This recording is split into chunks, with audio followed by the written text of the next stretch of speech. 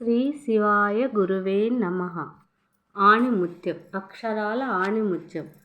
ఈరోజు ద్వాదశ రాసుల్లో 9వ రాశి ధనస్సు రాశి గురించి.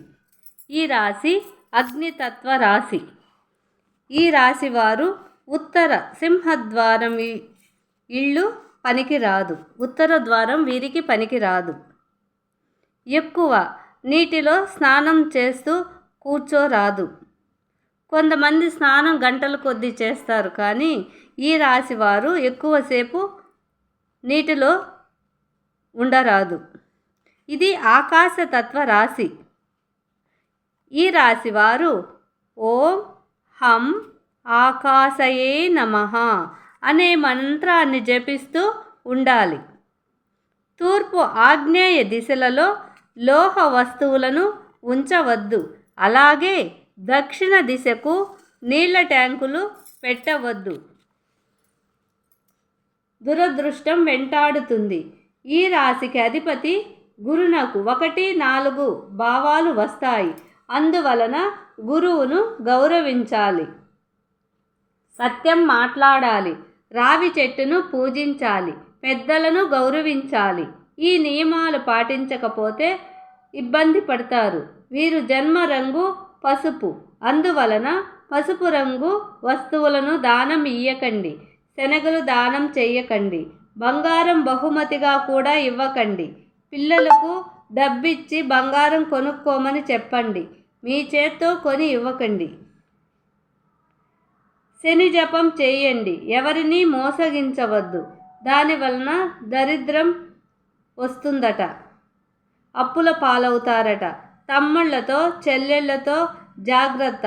వాళ్ళ వలన కూడా మోసపోతారు. శని మంత్రం కాపాడుతుంది. శని జపం చెయ్యండి. కుజుడు 5-12 భావాలు. భార్యతో గొడవలు రావచ్చు.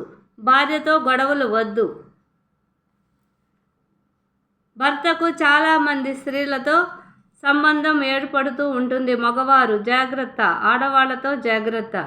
వాళ్ళ వలన సమస్యలు వస్తాయి. బ్లాక్ మెయిలింగ్ జరుగుతుంది. దక్షిణ దిశను దాటి తత్వాన్ని పెంచవద్దు. దానిని బరువులతో పీడించండి. పగడం ధరించకండి. రాగి నాణ్యములు కానీ పాడైన రాగి పాత్రలు కానీ నదిలో వెయ్యండి. దోషం పోతుంది.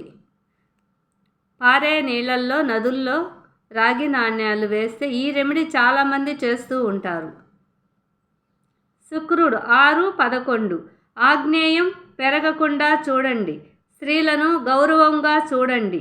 ఆగ్నేయ దిశలో పెట్టకుండా కాస్త దక్షిణం వైపే పెట్టండి. వేరే దారి లేదు. దాని వలన లాభ భాగ్యస్థానాలు దెబ్బతింటాయి. తూర్పుకి తిరిగి వండేలా కిచెన్ ఏర్పాటు చేసుకోండి. తూర్పు వైపునే మీరు వంట చేసుకోవచ్చు. ఆగ్నేయ మూల. ఇవి ఉద్యోగ వ్యాపారాలు. కలప వ్యాపారం కలిసి వస్తుంది. ఉత్తర దిశకు అక్వేరియం పెట్టండి. ఆకుపచ్చ రంగు ఎక్కువగా ఉపయోగించవద్దు. మాంసాహారం ఎక్కువగా భుజించవద్దు. ఊరగాయలు అధికంగా తినకండి. భార్య పేరున వ్యాపారం చేయవద్దు. సంతానానికి నష్టం కలుగుతుంది. కోర్టుకు వెళ్ళి 2 రకాలు మాట్లాడకండి. అక్కడ 2 నాల్కల ధోరణి ప్రమాదాన్ని సూచిస్తుంది.